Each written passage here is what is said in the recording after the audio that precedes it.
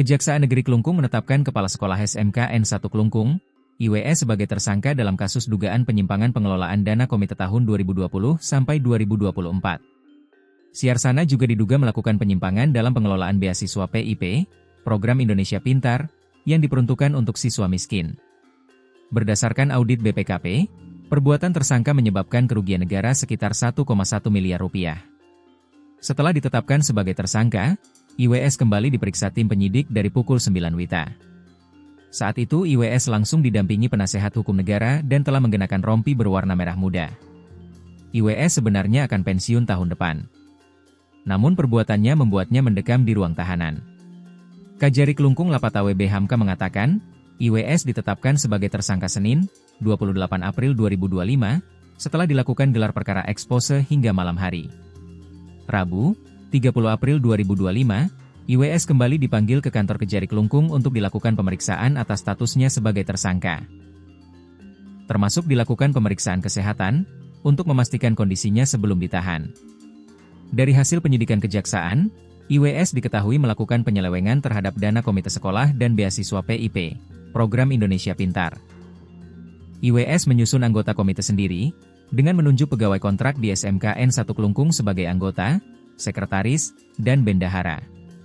Kemudian dalam penentuan jumlah SPP, sumbangan pembinaan pendidikan, yang harus dibayar oleh siswa, dengan mendasar pada pungutan tahun ajaran sebelumnya.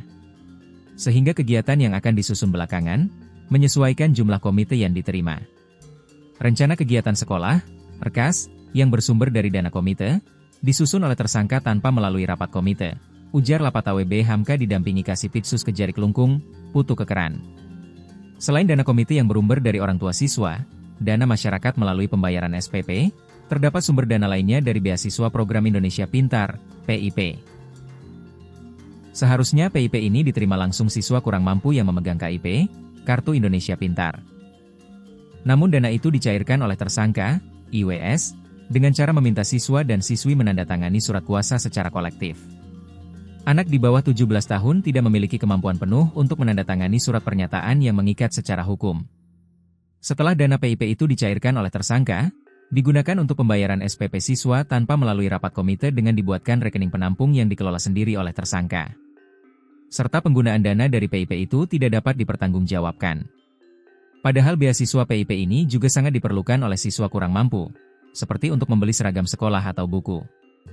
Namun justru dicairkan kepala sekolah, ungkapnya. Tersangka juga tidak pernah mengadakan rapat komite untuk membahas pertanggungjawaban penggunaan dana komite yang dikelolanya sendiri sejak tahun 2020 hingga 2022.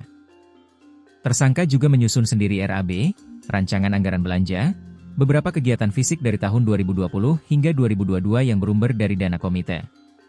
Tersangka langsung menunjuk sendiri pihak penyedia, dan dalam pekerjaan fisik tersebut dianggap tidak bisa dipertanggungjawabkan.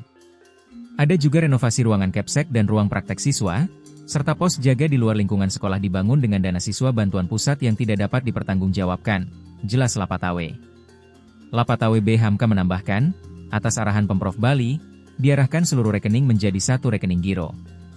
Lalu dilakukanlah penutupan rekening sisa beasiswa PIP sebesar Rp116.170.000 pada rekening penampung PIP. Lalu ditransfer ke rekening dana komite, sehingga dana komite menjadi Rp130.965.000.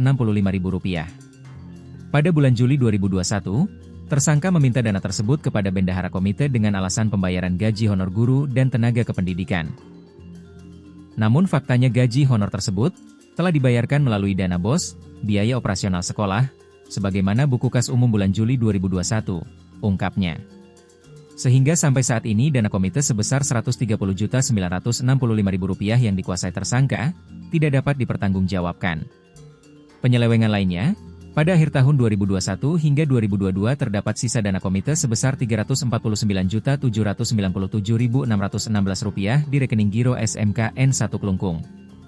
Tersangka lalu memerintahkan pembantu bendahara komite membuat rekening atas nama pribadi untuk menampung uang tersebut. Alasannya untuk mempermudah pengelolaan dana komite. Dalam pengelolaan sisa dana komite itu, realisasinya untuk penataan areal sekolah. Namun semua dikerjakan oleh tukang dari tersangka, tanpa melibatkan pihak sekolah atau komite. Khususnya terkait penganggaran dan pertanggungjawaban. Pembayaran dan pekerjaan dikirim langsung ke rekening tukang, tanpa didukung SPJ, surat pertanggungjawaban. Atas sisa uang tersebut sekitar Rp51 juta dikembalikan ke rekening giro tanpa melalui rapat komite sekolah.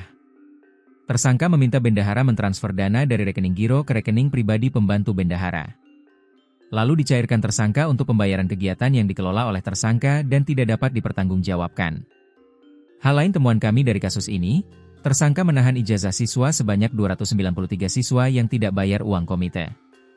Ini sangat bertentangan dengan Peraturan Permendikbud Nomor 75 Tahun 2016, tegasnya. Dari serangkaian perbuatan yang dilakukan tersangka, menimbulkan kerugian negara sebesar Rp1.174.149.923,81.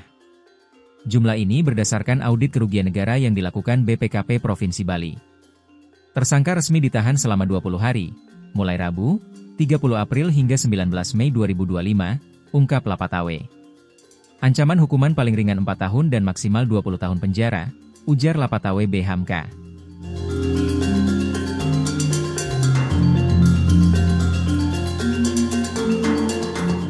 Download Tribun X sekarang, menghadirkan lokal menjadi Indonesia.